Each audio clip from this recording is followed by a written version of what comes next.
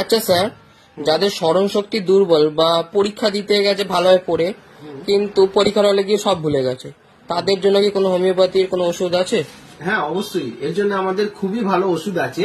অনেক সময় দেখা যায় যে বাচ্চাদের স্মরণশক্তি দুর্বলের জন্য অনেক সারাদিন পড়া মুখস্থ করে গেল, কিন্তু পরীক্ষার হলে গিয়ে যখন লিখতে বসবে জানা কোশ্চিন ভুলে যায়, ছেড়ে দিয়ে চলে আসে। এছাড়া মানে সহজে পড়া মানে মুখস্থ হতে চায় না বা মনে রাখতে পারে না। তো তাদের জন্য আমাদের হোমিওপ্যাথিতে খুব ভালো মেডিসিন আছে, যেটা খেলে ব্রেনের পাওয়ার বাড়বে, স্মরণ শক্তি বাড়বে, সহজে পড়া মুখস্থ হবে এবং অনেক দিন পর্যন্ত পড়াটাকে সে নিজের ইচ্ছা মতন মনে রাখতে পারবে।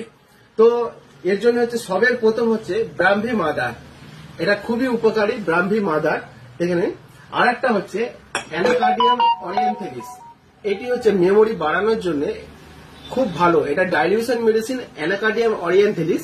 এই মেডিসিনটি স্মরণ শক্তি যাদের দুর্বল, সহজেই ভুলে যায়, অনেক সময় বাজারে যাচ্ছে বয়স্ক লোকেদের ক্ষেত্রেও যে 10টা জিনিস কিনবে তার মধ্যে 5টা ভুলে গেল, 4টে মনে থাকলো, সেক্ষেত্রেও এটা উপকারী।